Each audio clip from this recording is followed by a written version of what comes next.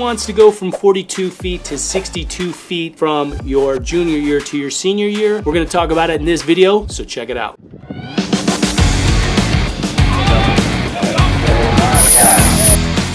What's up guys, it's Eric Johnson from Arete Throws Nation. In today's video, we are gonna talk about the glide versus the rotational shot put. Check it out. Okay guys, so in this video, we are gonna talk about switching from the glide to the rotational shot. Now, why do we do that and why do we recommend the rotational shot and why is that our first go-to when it comes to teaching?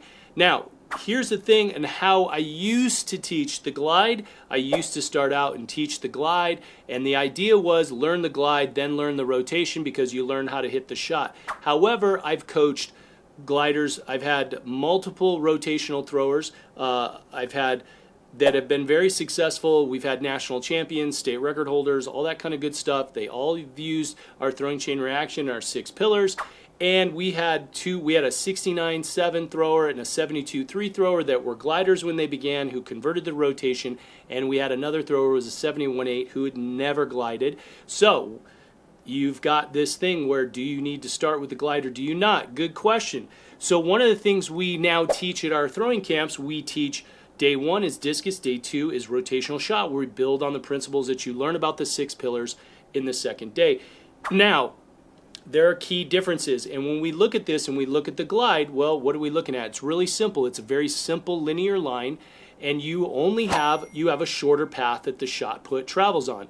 So when you go to learning about how to like rotate into your finish or how to finish, there's always a little bit of a degree of rotation in the glide, right? You have to move in a line, you're facing this way and you're gonna throw that way. So there's 180 degrees of rotation. When you're a rotational thrower, you're gonna be rotating through, and it should in some ways allow you to create even better extension over the board. So this thrower was, again, not quite connecting on his glide. He was kind of rotating it out. And so when we see that, and in right here, I kind of explained to him, here's the difference in your glide strike, and here's the difference in your rotational strike. So you're going to come through. The next big difference in the rotation is creating the wrap. So this really starts to distinguish differences between like the rotational shot and the discus, whereas, you know, the glide, again, you're already facing back and you're trying to maintain that separation as long as possible, but in the rotation you have to rotate into it. So as we kind of run through a basic progression in our 6 pillars, we go from the stand, we do a half turn or a wheel, and then we did the step down, which you just saw, and now we kind of show how do we move into the throw. Not bad, a little off balance, but here's the same thrower picking up just months later. He came in, did some training. Again, we could explain it was in COVID. He lived in a state where they didn't have as many restrictions, and it went come fall of 2020, they went back to fall sports. He went and played football, and then he came in, and this workout was literally just a couple weeks after the football season. So this was like November, and he was just picking up, and he was already, you could see, way more comfortable. So look at the difference between when he was kind of coming in season, then he's coming out. You could see how the difference is, how much more comfortable he is. Still coming off the ground a little bit. You want to stay on the ground longer. And again, this is a developing thrower. How did this thrower go from 42 foot as a glider to 60 foot? That was because he switched the rotational shot. So this guy had an 18-foot PR in a year. And we talked about that, but here you can see, you know, look at the difference in the comfort factor. So we'll go back and we'll just kind of compare. And this is basically, as he's had time to work, you can just see how he's getting more comfortable being able to come through. Look at the direction of the shot. Everything is pulling around and he's coming through. So watch as he sets up, he's getting comfortable with his entry.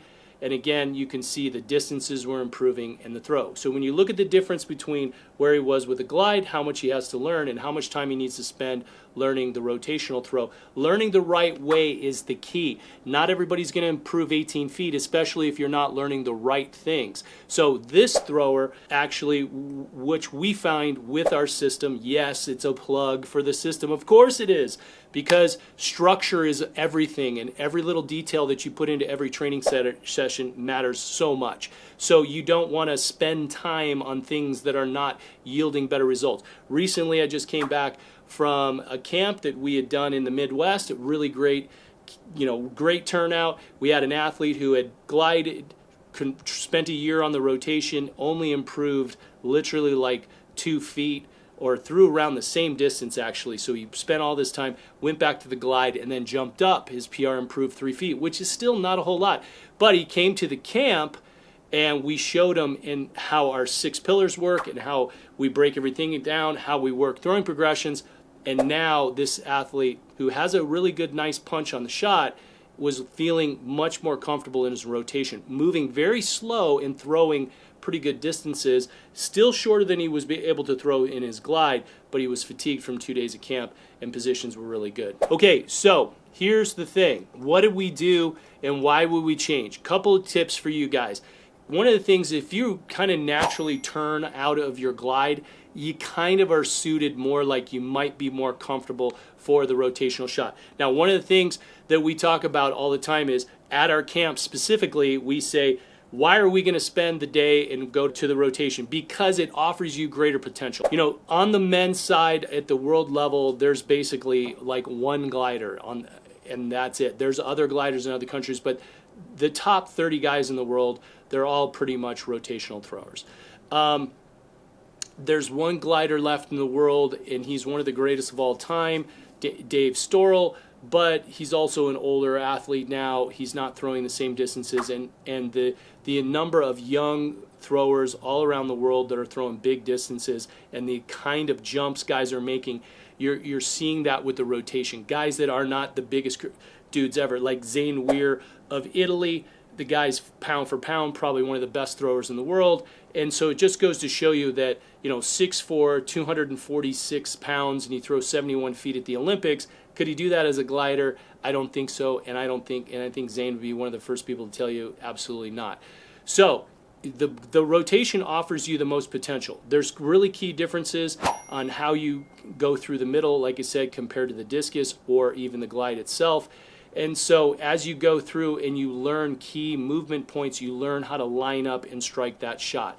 So here again, when we talk a step down, this is what we would call a pillar 3, 4, 5, 6 movement there. He did a little bit more of a South African, so we trained him up on how to do things here. And then here we teach pillar 1, 2 into 3. The start makes all the difference in the world. So when we go through a basic progression, we're showing him how to set up, get over the right leg. When we go through the wheel progression here, we're showing how to move onto the axis, and on a full throw, we're showing how to come through that with more control and more balance. And you can see the difference. Look at the path. Look at how much longer the time is on the ball. This is why the rotational shot is has a much greater potential for greater distance. So if you're considering making the switch, understand that when you get an 18-foot PR, the odds of getting an 18-foot PR as a glider, I would say, are slim to none.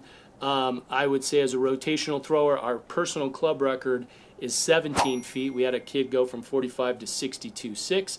And here's Peyton, who went from 42 to 60 feet even as from a junior year to the senior year. Now, granted, he did have COVID. It was the COVID year that kind of stopped his season, so I'm inclined to think he might have thrown another, 2 or 3 feet. So he still would have gone from even, you say, 45 or 46 feet to 60 feet. Still a massive jump. Are you going to do that in the glide? Chances of going from 42 feet to 60 feet, 42 feet to maybe 52 feet would be exceptional. But to go to do something like that in your rotational shot, that's going to be a much more likely thing that's going to happen when you make that switch. So how do we go from 42 feet to 60 feet? That's going to be through the rotation. So one of the options that you want to think about is, one, if you come to a camp, we tell everybody, learn the rotational throw the right way. Again, we just had a camp, like Ed mentioned, somebody went to somebody else. They went to the training sessions, they spent time, and they just didn't have any success with it. I will tell you confidently that most people that come in feel how this works, because with our system, we always have drills and progressions that are meant to adjust per the athlete and find your individual formula. That's what the throwing chain reaction system. Learn the throw, see the throw, find your individual formula. So when you see that, this is how this athlete specifically, who had good tools, was able to come around, and then you could see the comfort factor change, because the same things he's working here on the video on the left and the same things that he starts to apply on the right. So this athlete, he came into the indoor season and threw like 45 or 46 feet. Then he opened up outdoor at about 49, and then it just kind of kept ticking up, ticking up, ticking up. 52, 53, 49, 51, you know, just kind of those things, and just steadily creeping up. His discus also increased tremendously, and again, great job. I mean, he has a school coach, and they did a lot of good stuff, but what put him on the track was getting him here, doing the training, and having him work on those 6 pillars and work on a specific progression. Now, I'm jumping around a touch, but remember, start out, much greater potential. Longer path of the shot gives you a greater opportunity to create more speed, more distance to create momentum behind the ball. That's why the rotational shot tends to offer more overall potential. As he again went through, you know, again, working the right things, he got more comfortable. Other athletes are going to want to work both. I have athletes, we just recently did this. I'm going to have you throw your glide, I'm going to have you throw rotation, so that he maintains the feeling of the connection he has, and he can try to find that same connection in the rotational throw. And then sometimes I would say you give it a good 4 to 6 weeks, and if at that point you're not throwing pretty close or further than your glide PR, and you just don't feel comfortable, it's more than okay to go back. And the last option is, if you lose a huge amount of distance, let's say you're a 50-foot shot putter, and now you pick up and you start, you know, as a glider, and you start rotating and you throw 40 feet with the rotation, and you're consistently 10 feet less, chances are you're not going to be you're not real comfortable with the rotational shot, so stick with it. This applies to girls as well. We had an athlete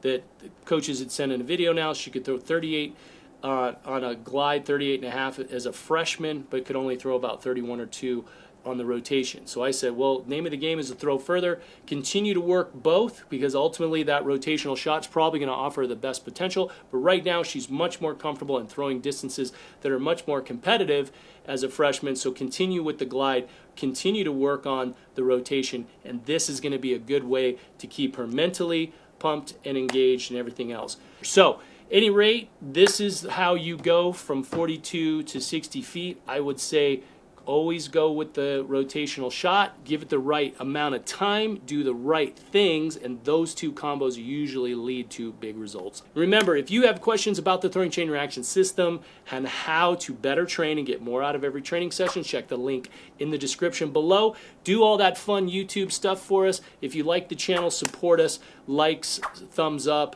turn on notifications, comment.